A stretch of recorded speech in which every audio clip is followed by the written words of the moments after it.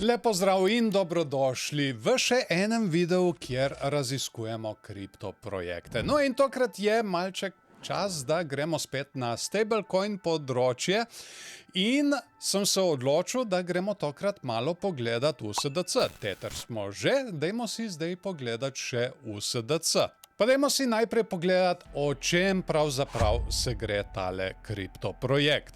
USDC oziroma USD Coin je stabilni kovanec oziroma stablecoin vezan na ameriški dolar v razmerju 1:1. To pomeni, da je za vsak izdani USDC v rezervi en ameriški dolar in enakovredno likvidno sredstvo. Ustvarjen je bil leta 2018 s sodelovanjem podjetij Circle in Coinbase kot odgovor na potrebo po zaupanja vredni digitalni valuti, ki ohranja stabilno vrednost. USDC temelji na blockchain tehnologiji in je sprva deloval na omrežju Ethereum kot žeton ERC20, danes pa je na voljo tudi na več drugih verigah, kot so Solana, Avalanche in Polygon. Namen USDC je omogočiti hiter in poceni prenos denarja po celem svetu brez večjih nihanj v vrednosti, kot jih poznamo pri drugih kriptovalutah. Pogosto se uporablja za trgovanje, zaščito pred volatilnostjo trga ter za plačila in decentralizirane finance. Zaradi svoje transparentnosti, rednih revizij, rezerv in regulativne usmerjenosti velja USDC za enega najbolj zaupanja vrednih stabilnih kovancev v kriptoekosistemu. No, toliko o samem kriptoprojektu, zdaj pa si dajmo pogledat in oceniti, kakšna investicija dejansko je. In smo že pri prvem segmentu, kjer si ogledamo samo bistvo kriptoprojekta in tudi kakšno belo knjigo ima. In smo na njihovi spletni strani in moram reči, da je zelo lepo urejena, tudi to mi je všeč, da takoj, ko prideš gor na spletno stran, takoj veš, o čemu se gre. Pa dajmo si pogledati še njihovo belo knjigo. Tukaj imajo ta zadnjo belo knjigo, ki so jo tudi pripravili za Majka in kot vidimo, je zelo podrobno obrazloženo vse, kar rabite vedeti. Tako da, ja, jasnost cilja projekta, vsekakor je tukaj vse zelo jasno, tudi vpliv na industrijo, kot smo razkrili že v samem uvodu, ima in pa seveda tudi jasnost bele knjige. Bela knjiga, kot smo si ogledali, je zelo jasna. Tako da za prvi segment dobi 15 od vseh možnih 15 točk. Naprej imamo ekipa in podpora. Kakšna ekipa stoji v ozadju tega projekta in kakšno podporo od drugih kakšnih investicijskih podjetij je ta projekt že prejel. In gremo tukaj na cryptorank.io pod zavihek Team in kot vidimo se nam prikaže celoten njihov tim. No, mi si bomo ogledali samo ta prva dva, ki sta co-founderja. Ta prvi je Jeremy Aller in imamo tudi tukaj njegov LinkedIn profil oziroma povezavo na njegov LinkedIn profil. Pa pojdimo pogledat njegove izkušnje odprej, torej seveda Circle, prej je bil founder, chairman na Brightcove in pa entrepreneur in residence General Catalyst Partners.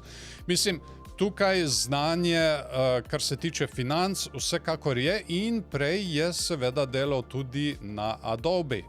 Pa dajmo si pogledati zdaj še drugega co-founderja, to je Sean Neville, tudi on ima povezavo na svoj LinkedIn profil, pa pojdimo si pogledat njegove izkušnje, torej pred kratkim Catena Labs, pa seveda tudi Circle, predtem še Seven Chord in seveda tudi Brightcove in Adobe Systems. Torej podobne izkušnje kot pri prejšnjemu co-founderju. Zdaj moram tukaj tudi povedati, da blockchain izkušnje niso izpostavljene, ampak vsekakor imajo izkušnje, kar se tiče financ.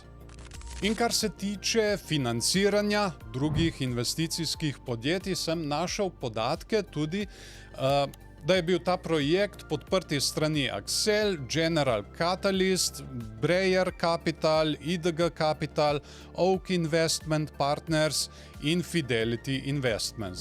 Tako da tudi za drugi segment tako dobijo vseh 15 od možnih 15 točk. Naprej imamo tretji segment, blockchain in žeton. Kako zelo upravičena je uporaba blockchaina in ali je žeton sploh upravičen? Ali ima sploh namen?